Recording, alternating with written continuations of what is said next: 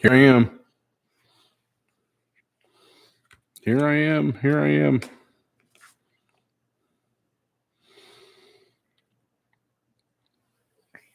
Sorry, I had to watch our the real president do his speech tonight. See what he had to say. And man, there was a boatload of people out there, that's for sure. So, how y'all doing tonight? I know it's kind of late.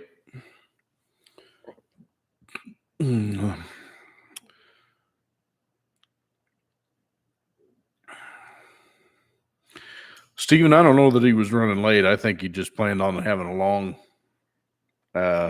long speech.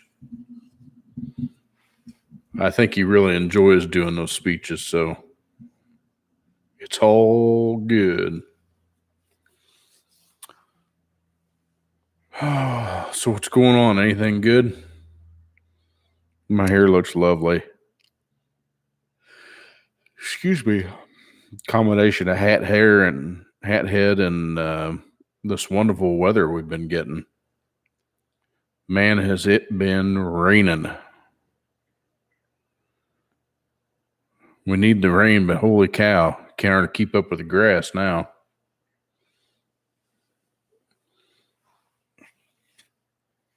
Oh, damn nose itches. In fact, I probably ought to get the kids in. It's about normal for him, though, an hour and a half. Excuse me, when I was watching his rallies when he first did it, during the 2020 election, it was the same way. Anyway, well, I started on Austin's 4L60E today, and I've started recording video. I got to get after this editing computer pretty quick. I am running out of room fast. Hey, buddy. How are you? Going wonderful for me. Other than I'm just flat buried at work, and they keep bringing me more tickets. So I've still got, and the worst part of it is I'm still waiting on parts. Well, I'm not now. They all showed up, but yeah, I've got a 6L50 torn down, a 6L8, a 6L90 tore down. Finally got all the parts to build those two. What's up, Kenny? I got a CVT that I put in a Malibu. It's the second one I've put in it. And waiting on a bracket for the TCM before I put the rest of it together. I got a Corvette I had to put a shift cable in, and it broke a manifold stud. It's 18 years old, so I mean, you know, the rust got the better of the stud. I got the other five manifold nuts off, but that one said, nope, not today.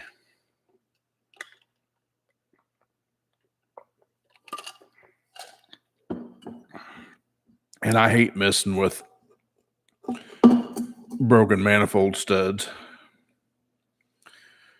Kenny, I started doing this before.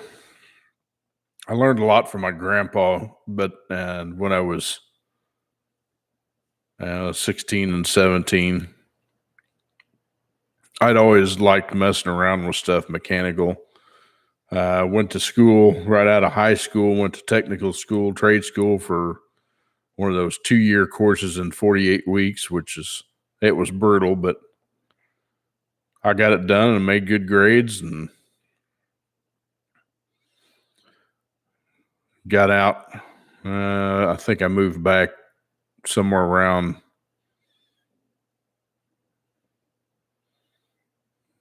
I think it was probably August or something of, would have been 91, I think. 91. Started turning wrenches, and it was brutal. And it ate my lunch. Made some mistakes. Got out of it for a while because I questioned whether or not I made the right decision doing mechanical work, and slowly started getting back into it. Anyway, but for the most of my life, I've been a technician. So the only reason why I got back into turning wrenches from what I was doing is I had one of the dealerships I was working wholesale parts. And it was I had a redheaded technician that always gave me a lot of crap about things. And he says, I bet you can't go back and do this full time, blah, blah, blah, blah, blah. Well, I was still young and quite naive. And I was like, well, I bet you I can. So I did. And excuse me, I went back to turning wrenches full time. 2010, I got fed up with working for the man, and I opened my own shop in October of 2010.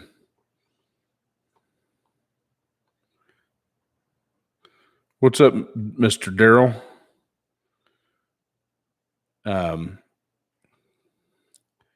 Anyway, started my own shop in October of 2010 with a small loan from my dad. Bought some equipment and put the rest of it on a Matco tool account, which, it's not the brightest thing to do, but, you got to do what you got to do to get started. And started in a little 4-bay hole-in-the-wall shop off the beaten path and grew that business.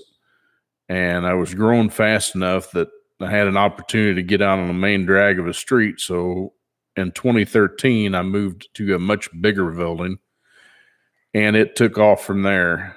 And in 2015, that small loan that I did, it grew the business to a $500,000 business. I had a really good crew at the time. Everything was flopping in places, and then I fought and fought and fought. Made some bad decisions, but still loved my customers and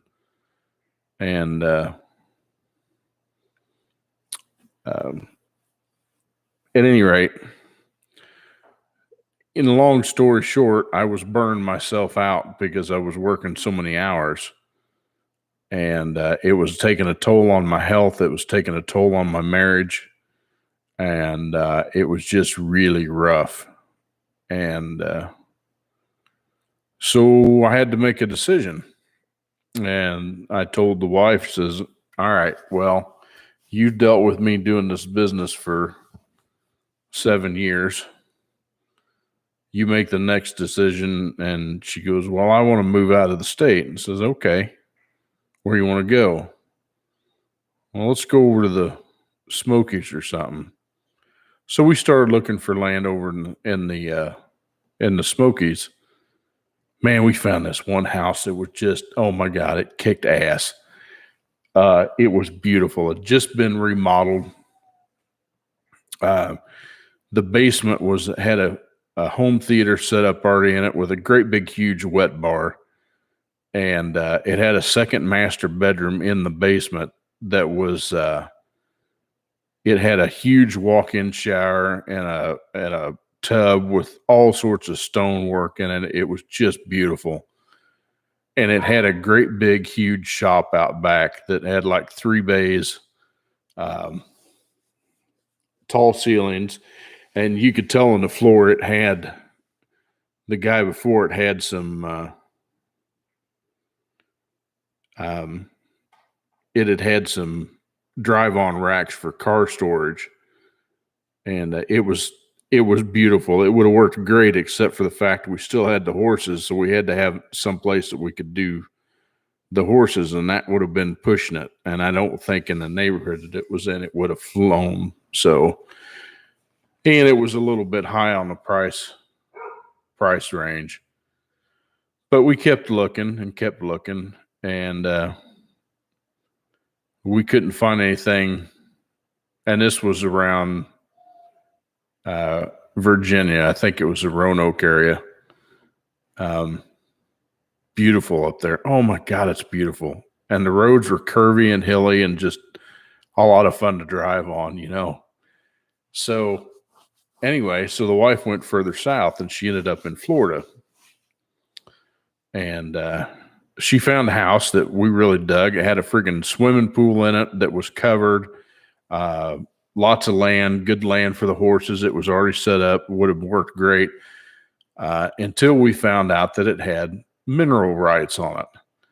And what it is when you get mineral rights in is if people have got rights to the minerals that are on the property, they can come on your property at any time and start digging. We're like, nope, not going to happen. So the house that we're in now was her second choice. And, you know, after some looking, it just so happened to still been on the market, and we got it at a really good price. It worked out. It was already set up for the horses, already fenced up and everything. And yeah, so, I mean, we ended up here, and we like it. It's hard to go from a house, though, that was probably 3,800 square feet, where we used to live, to a house that's 1,500 square feet. Comes a point of where, what do you do with everything? And if we would have been smart, we would have had a big old sale up there and just sold most of it before we even moved it. But I ended up moving it instead. And in between all my plunder and all the house stuff, I had bought an enclosed trailer, 28-foot enclosed trailer. It was a car hauler, a stealth car hauler express that I had that E-track put in so I could tie things down. And that trip has been back and forth, which is 1,100 miles one way. It's made that trip, I think it is total of about nine or 10 times. So the trailer's got some miles on it, and it's not giving me a lick of trouble. But anyway, like I said, if I would have been smart, I would have sold a bunch. But I tried to keep some of the stuff from the shop that I knew that I'd want, like my big air compressor. It's an Ingersoll Rand with a Matco badge on it. But it works great. I mean, it's got tons of air pressure. It runs at 175 PSI, which is great. And I never have regulated. You'll see it in another video when I start doing the shop improvements, because that's one of the improvements I got to make. But anyway, so yeah, we ended up here, and I started back. I was like, well, I don't know if I want to turn wrenches down here anymore. So I worked for a local Toyota dealership, right in service. And yeah, that doesn't make a lot of sense being a GM tech and doing Toyota, but I figured, what the hey, I'll give it a shot, you know? And I did it for about 6 months and absolutely starved to death because it was so, and of course, you know, I go from making a decent amount, having my own business, to cutting it in half. Man, that's a rough change. And so I did that for about 6 months, and I was like, I told the wife, says, I got to go back to turning wrenches. I can't make any money doing this. And she was like, well, okay, but you can't do, you know, I made her a promise that I wouldn't make another business. And I agreed, and I really don't want another business. I mean, this YouTube thing's as close as I want to get. And, you know, you guys are awesome out there. You guys have been killing it for me. I really appreciate it. You know, getting the word out there, you know, spreading it. You know, this is coming from a guy that didn't even think he'd get 200 subscribers, and I'm I'm almost to 1,800, and I'm ecstatic. I don't know what to say. You guys are freaking awesome. I haven't figured out how to get the live stream thing to get more people in here, but it is what it is. I'm not a social media butterfly. I don't know a lot about social media. I'll be honest with you. I know quite a bit about computers, but I'm just not a social media expert. This come in later in life than what I know about. But yeah, so I turn wrenches now for one of the local dealerships, GM dealerships, and I've been their heavy line tech since I started. I started doing engines and stuff there, which I absolutely love. But they lost their transmission tech, and since I'd had transmission experience before, I went back to doing their transmissions. And I'll be honest with you, I'm getting a burnout on it. But like I said, they've got me buried right now. I think I've got, like I said, I got 2 of them tore down. I got one I'm trying to finish, waiting on a bracket. I got a Corvette I'm trying to finish up because it broke stud. I mean, it just happens. Got a 21 Silverado won't come out of park. And I guess it has to do with a Bitsy solenoid, which means a brake transmission shift interlock solenoid is what it is. And it's basically a solenoid. When you step on the brake, the thing clicks underneath underneath at the column or something like that, and allows you to move the shifter out of park. And it works when it wants to work. I got it moved in front of my stalls, and now it can't move it again. So it's kind of stuck there.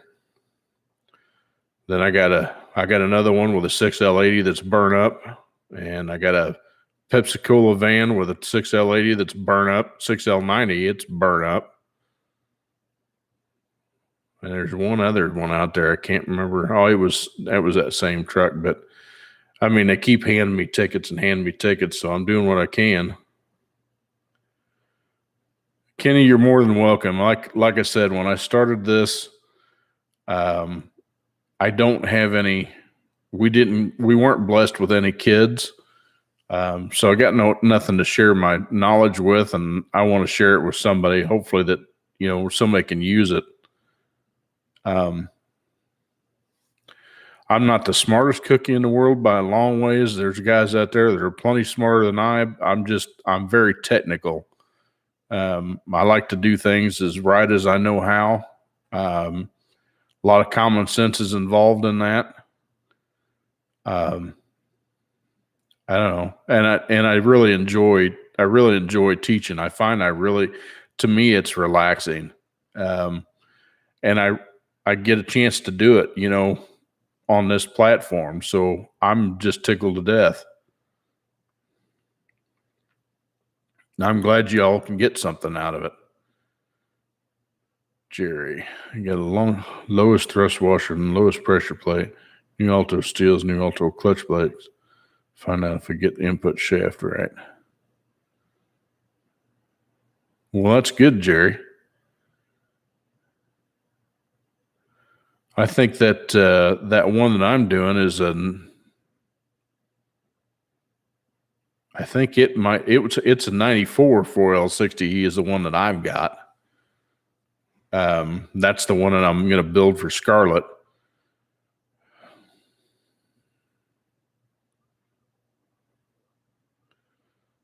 Well, hell, Lexington's not that far away. In fact, let me look at this here.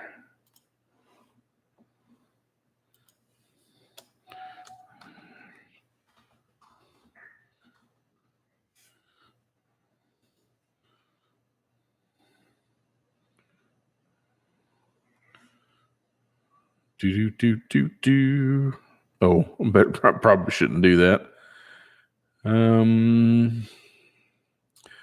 Winston-Salem. Where are we at here?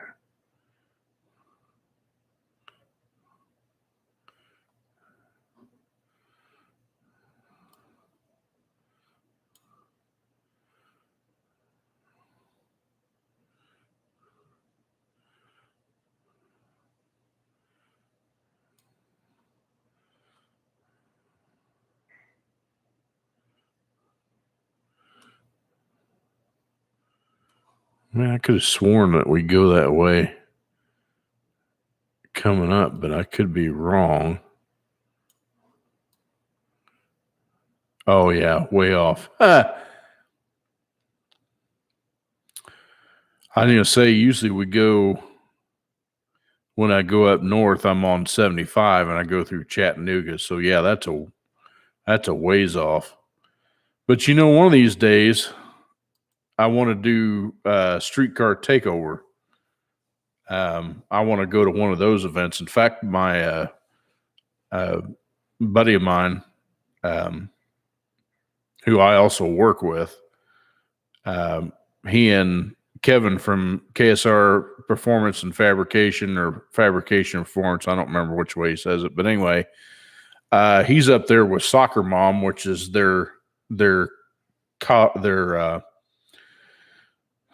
78 Camaro, I think it is, 79 Camaro. Very fast car. The thing is gorgeous. But anyway, he's up there with old Cletus McFarland, and they're doing Streetcar Takeover. There's supposed to be a lot of people in that class of racing. So he used to race No Time, but I think they're going to go away with doing No Time. Excuse me. But yeah, I know it's up in North Carolina somewhere. Big event this weekend up there. Wife asked me how come I didn't go. And unfortunately, I've still got some obligations to take care of here. I've got Austin's 4L60E, which is my buddy's son. It's his car, his truck. He asked me to build him a transmission. So I've got Eric's 4L80 done. In fact, there should be the last video coming out tomorrow. I've got to get the thing edited, get the video finished editing, and get it posted. And his is done. Then I've got his Eric's transfer case also that I'm waiting on him for a decision on parts on that. So if you guys are interested in seeing a rebuild on a new process 263 HD, not an XHD, just an HD. The difference is the HD came behind the 4L80 and the XHD came behind the Allison. The one that's in my truck is an XHD because I've got an Allison in my truck with the 8100. So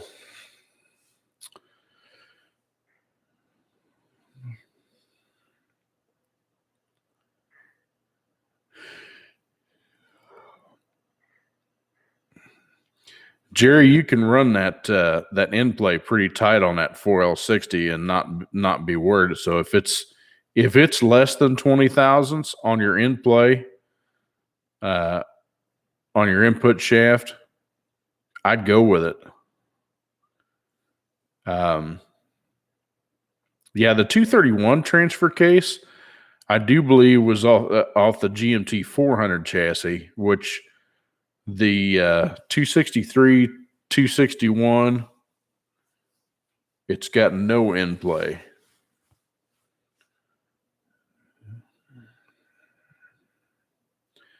If it's got no end play, I kind of wonder if there isn't something wrong in the lower end of the case to give you the no end play. Because when you stack all that stuff up, if if the lower end of the case is too tight also, it will make your end play on your input shaft wrong in the same.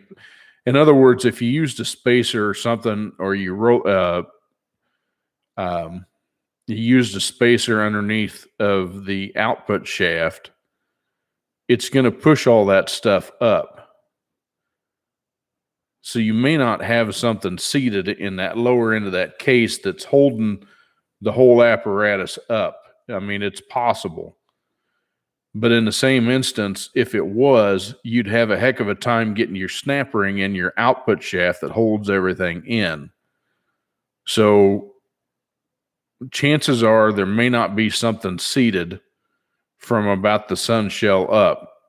You know, as you get you may have one clutch left that didn't get seated on your input housing, sliding it onto that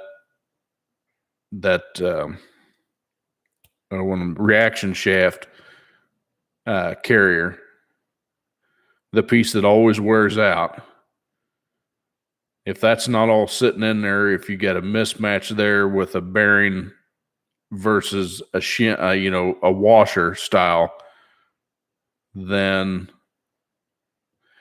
because if you're using a 67 thrust washer, and you still got no in play on that thing, you've got something not right down there to where it's causing your in play problems. Because at 67, you should have, most of the time when I see those, it's got a 68 or a 69 washer in there. So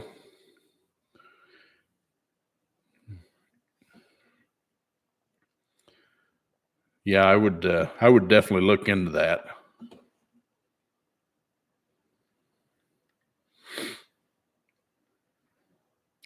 What's up, Christopher?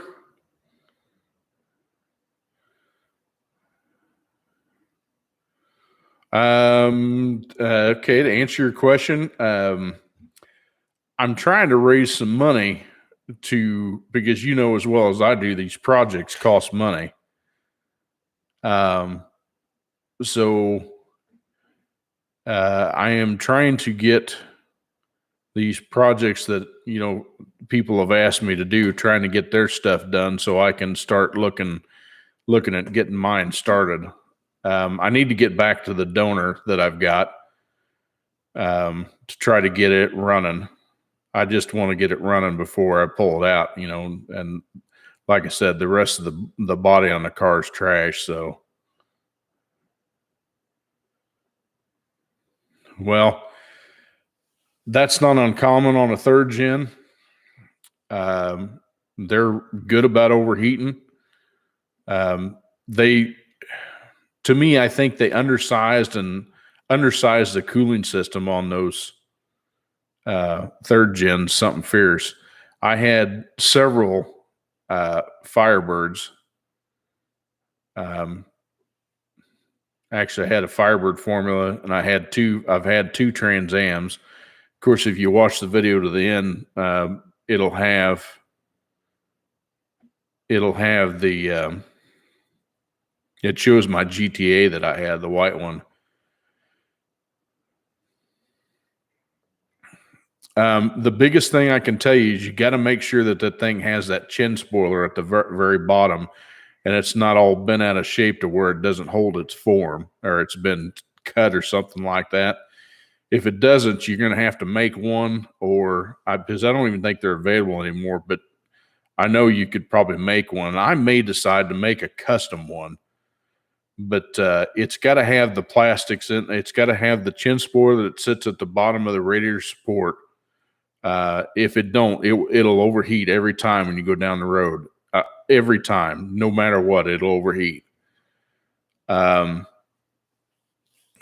The other thing is make sure that there's baffling that goes on either side of the radiator and kind of forces the air up into the radiator. You need to make sure that that's there, so the air goes through the radiator and not around it. I've had a lot of experience with those. And like I said, the Firebirds were the worst for being able to breathe. Just got to make sure the fans are working right. And it has that chin spoiler on there. As if not, you'll have an overheat problem all the time. In fact, believe it or not, I had somebody bring in a 3rd gen to the dealership the other day, wanted some work done on it. And through our parts department, they didn't want to try to find parts and deal with some of the aftermarket stuff. So, I had to let that one go, said we couldn't work on it.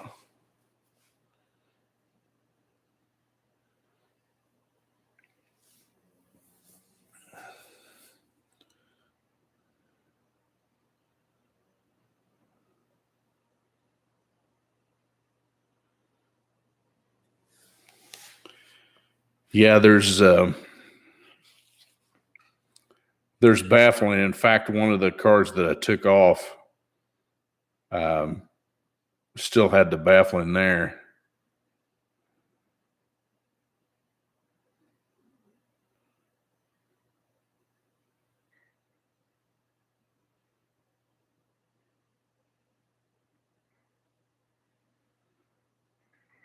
And what do you mean by that?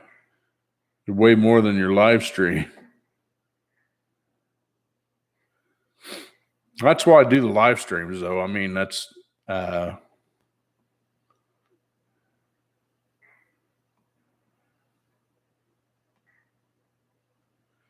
it's not very tampered with that end.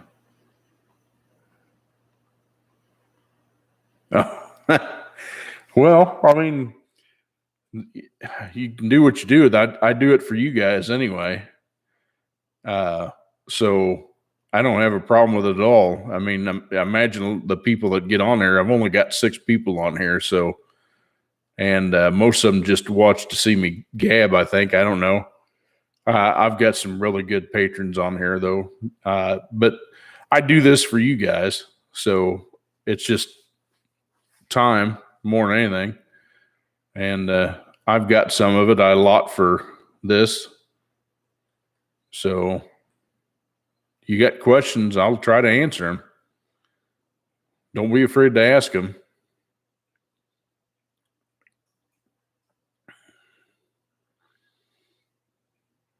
And thank you. You're welcome for the videos. I'm glad I could help you.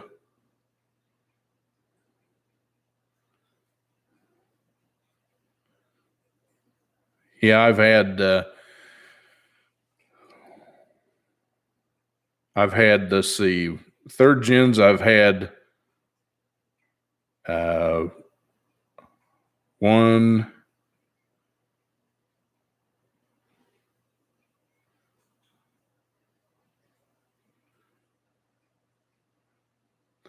let's see, 1, 2, 3. Well, I've got 6 of them. I've had 6 of them now. Right now I have 3 IROCs, 2 87s and 189. The 89 was an unmolested 350 T-top. The 87 that I just picked up recently was a 305 tune port automatic hardtop. And it's in really good shape, except it just doesn't have a transmission or engine in it. That's what the donor's for. And then I have got another 87 that was given to me by a very good friend of mine.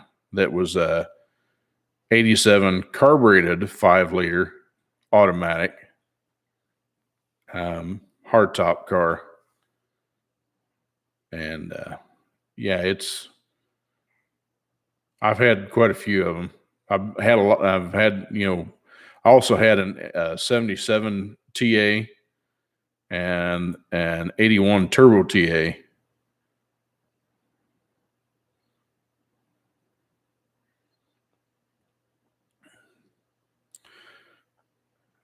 Well, an L69 is just a 5-liter. I think that was the G engine. That would have been carbureted, correct? Because the LB9 would have been the tune port. I had a buddy that had an 84 with that HO 5-liter 5-speed. Man, that freaking car would fly. Yep. Electronic carb. Yep. The EMC something, or MC carburetor.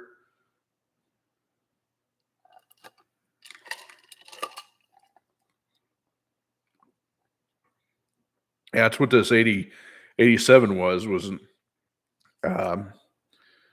computer quadrojet.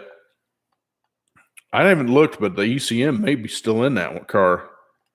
I know most of the wiring is still there, but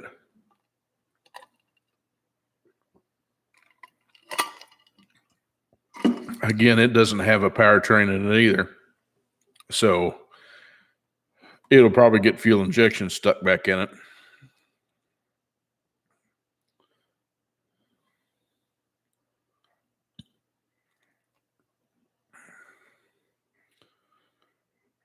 Has a 383 in it now, the overheating problem. Well, that opens up another story with a 383 in it. 383s were good about torque, and torque builds up a lot of heat, especially with, some good timing involved in it. The timing will, of course, create extra heat. A lot of these cars that they got too is they can't get the heat out from underneath the hood. There's companies out there, of course, Track Spec's one of them. There's a couple of other ones that make louvers that are actually functional on those hoods, and they work good that way.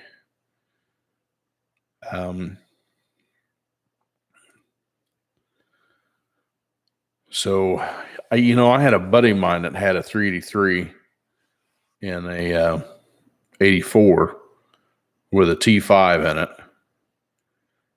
and he had problems. Well, not so much. It ran pretty decently cool. Yeah, you got to cut the hood a little bit, but I mean, they give you templates to do it, so it's almost foolproof, and they look great when they're done.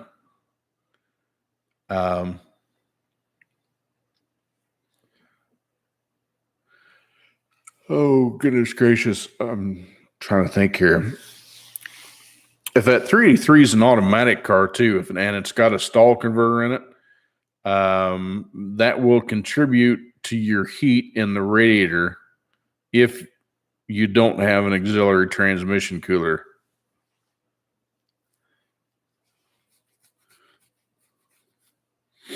Yeah, I don't blame you. I really want a twin turbo one, and make it fit all underneath the hood. I think that'd be pretty cool, but you got to still be able to work on it. So I may just make it just regular old naturally aspirated and just go with it.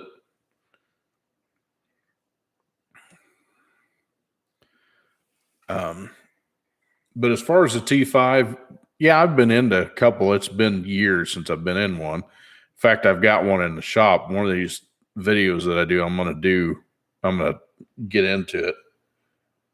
And it's actually, they call it, this is a later model one, came out of like an 02, so it's called a Tremec, but it still says Borg Warner right on the side of it, and it's T5. And the only difference is the late model ones with the Tremec, in the early years of the T5, they made a standard T5 and then they made a world-class T5. And the difference was on the world-class T5s, they had needle roller bearings underneath the gears to make everything roll that much easier. Whereas the standard one, it was just gear to shaft clearance with, with your oil that was in between it that made your film. Well, when Tremec took over and started doing the T5s, they were all world class and all had the bearings underneath of them, so that they lasted quite a bit longer. So it's been a day or two since I've been in one. My 82 Trans Am that I had a Super T10 in it when I bought it, and in fact, if you look at the outro video, you'll see it. It actually looks like a Firebird Formula, but it actually was an 82 Trans Am. And somebody put a Firebird Formula hood on it and the nose and the bumper, but on the tail lights, they didn't wire the tail lights right, so the turn signal ones never worked like they were supposed to. But it's all the same. It still looked good.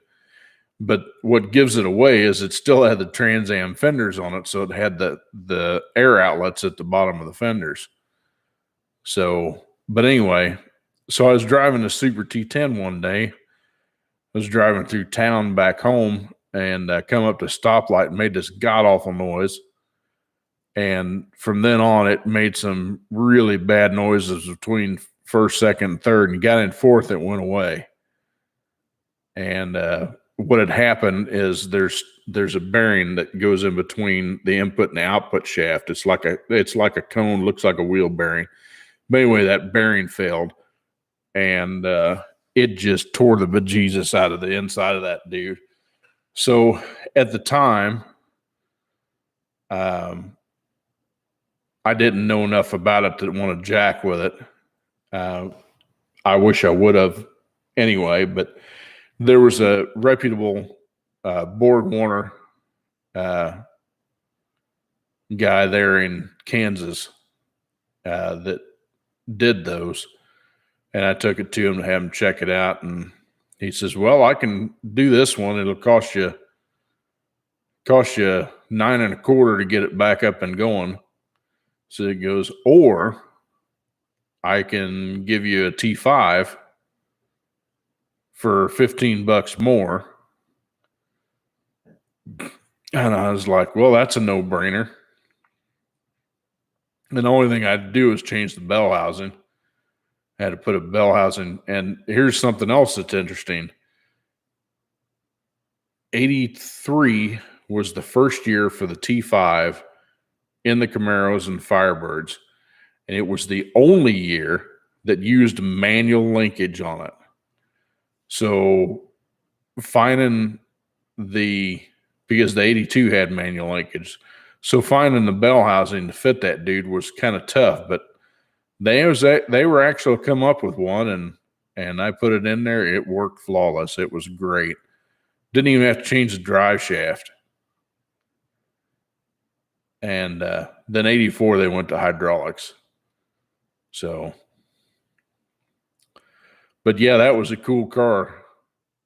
There was like 6 of us that all had F cars back then. And one night we decided to play NASCAR, and we drifted on the highway. Not drifted, but we drafted each other on the highway at 130 mile an hour. And I'm surprised we didn't have the cops after us. I really am. But, we were young then, so we tried it, and I was like, that was pretty damn cool. But I can tell you one thing. I says it was tough to keep that car cool, because once you got, behind anybody, you're a couple inches away from their bumper, and you're cutting off pretty much all the airflow going underneath the car, so the car would heat up. It was neat because, you barely had to keep your foot on the gas, and you'd be going down right behind them. The wind drag was so little. The guy in the front was taking the blunt of it, but since you had somebody behind this row of cars behind the front guy, it was actually pushing you So, I mean, it took very little throttle to keep it at that speed. Now, I wanted to see what it was like to get out of the draft and, see what happened. So I got out of it, and holy crap, it goes, whoa. And I mean, it slows down something fierce. And I was like, man, that's freaking cool. But I'm surprised that we didn't get busted. But yeah, anyway, if you've seen the thumbnail,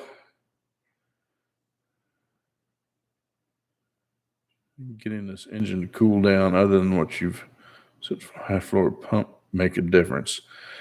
Sometimes the high flow pump can hurt you more than it can help you. The biggest thing is don't try to put a 160 thermostat in it. And I know this sounds strange, but when you run a cooler thermostat in a car, it actually the hot water or hot coolant spends less time. It spends less time in the radiator cooling off. So it kind of defeats the purpose. So the 195 is a good thermostat to use all the way around because it gives the optimum amount of time in the radiator cooling off. So it actually helps you more than it hinders you. And that's something that's reverse psychology type of deal. You don't want to put a cooler thermostat in it to make the car cooler. You just need to work on airflow through the radiator. And if you've got I think you said you had a dual fan set up on it, where the original one was probably a single. Now let's see, in 85, that might have still been a clutch fan in 85, which the clutch fan is the best thing out of all of them, to be honest with you.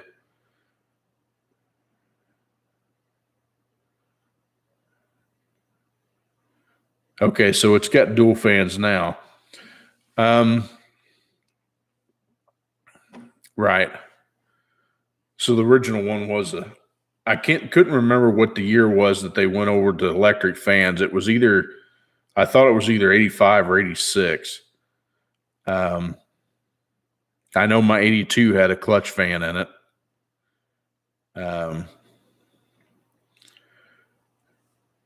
If you've got dual fans on it, if they're aftermarket,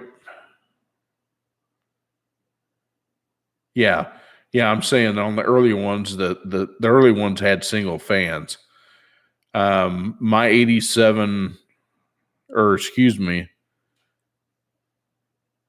my 89 Formula had a single fan on it, but my 89 Formula was a turtle body, 5 liter, and I made some improvements to it. I put a crane CompuCam in it.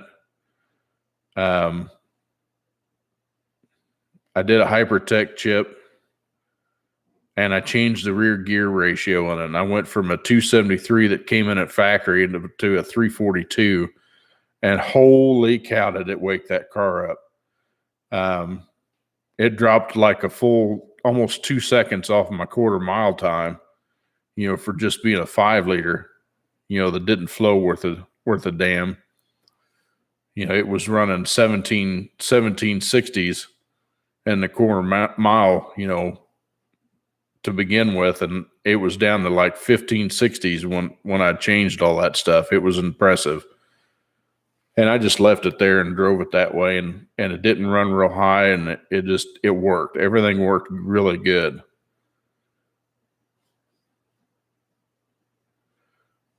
But that was way back, and things that I know about them now, it would have run even better. But anyway, my 91 had a single fan in it. I switched it to dual fans.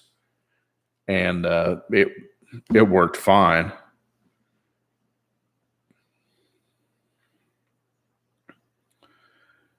Fan shrouds help.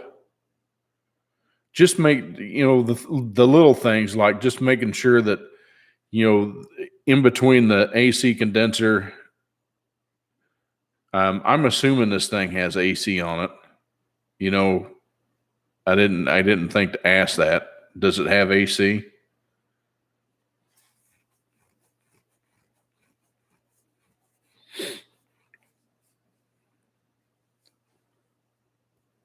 Okay, so it's just a radiator. Well, that kind of eliminates that then. You just basically make sure that the air is going. Yeah, I mean, I don't build hot rods with that air. I mean, I live here in Florida, so I mean, it gets flipping hot and humid down here, and you want it. But just make sure that, shrouding's there. The biggest thing is to make sure that air goes through the radiator. So does this thing heat up around town, or does it heat up going down the highway?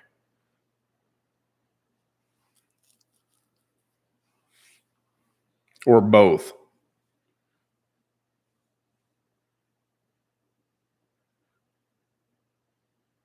Oh, good Lord. No, it hadn't been that hot down here. Jiminy Christmas. Washington State, is that what you took? Good Lord. That's hot.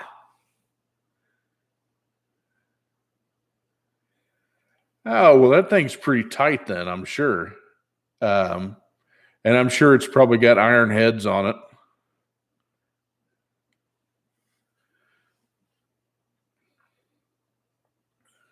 Does it have iron heads, I'm assuming? Okay. So a 3D3, they probably built it with high compression. You got iron heads, which is number 2 that's going to hurt. And you got a 110-degree day trying to keep that dude cool.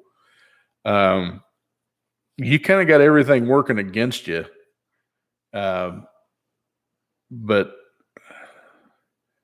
just trying to get rid of the heat.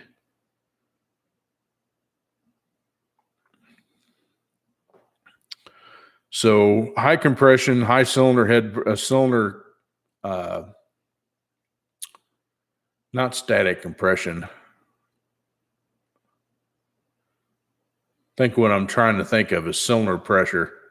In other words, it's kind of like running compression. We've got high cylinder pressure that will cause it to heat up. Yeah, 10.5 to 1. Which means on that, unless you're running, are you running E85 or you're running just regular pump gas?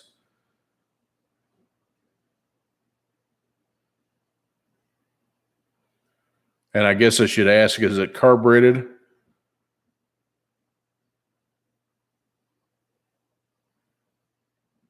I think you told me it was. You said it was a quadrajet. Okay. Something that can help. Carburetors don't, at least the old ones, the old carburetors don't like ethanol fuels. But if you get one of those carburetors that does like ethanol, and make sure that your hoses and stuff are compatible with ethanol fuel, running like E85 or something that's more alcohol related. Now, unfortunately, it's going to take more fuel to run it if you use ethanol, but it will burn cooler than the regular pump gas will. I had a 10.5 to 1 355 that I built, and but it was in an El Camino, and I had a comp cam in it. It was a 230, 236 at 50, 510, 520 lift. And it did pretty decent with a good 2-row aluminum radiator. And I did have air on it, but it was tough to keep it cool when I was bopping around town in it. But my point is that when you got that high a compression on an iron-headed motor, and it's carved, you're going to have trouble keeping it cool. Like I said, the E85 would help. But again, if the hoses aren't compatible with it, it'll eat the hoses up because, I mean, it's just E85 is corrosive because it's an alcohol. That's why you see a lot of these cars that are E85 capable. They've got either plastic fuel lines. Yeah, the plastic fuel lines or stainless. And yeah, I run, believe it or not, I run the ethanol free stuff in everything I own down here.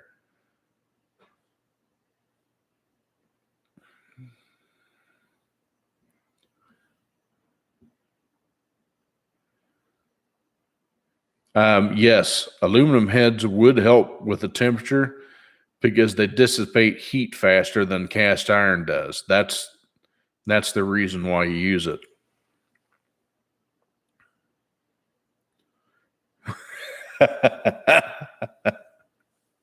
You're right. Right. So I'm assuming it's got cast iron Vortec heads on it, probably. That seems to be the big thing. I too am also building a 383 for Scarlett. Oops, I probably let the cat out of the bag. I don't think I was going to say that, but just 194s. Yeah, those aren't a very good flowing head either. They do all right, but I plan on running AFR 195 heads on mine, just because they flow good with a tune port and for other avenues down the road. I want a good flowing head. They're kind of pricey, but you get what you pay for. If you look at all the numbers that they've done with all the testing. In fact, if you don't watch, go to Richard Holdner. I was trying to think of his name, but he does a bunch of testing on these, and he's got a great freaking tune port set up where he's tested the tune port with different combinations. And I think he tested the same AFR 195s on a 383 tune port with a pretty healthy comp cams, and the thing made over 500 foot-pounds of torque on a just a slightly modified tune port. It was pretty impressive. And I'm like, oh, great street motor. Because, I was always taught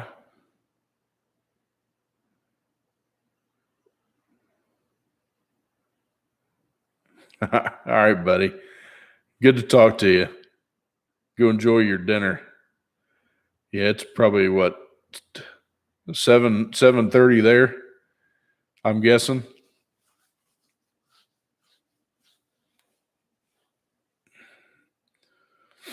All right.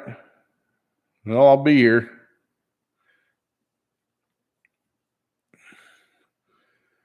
Yeah, I need to get to bed anyway. So for those of you that are still here, I thank you for coming on the live stream. I'm going to hit the sack myself because I need to get up and get a transmission built tomorrow. And get some video recording done. So you all have a fantastic evening. Thanks for coming. Thanks for being a part of my live stream. And until next time, God bless you all and God bless America. Bye-bye.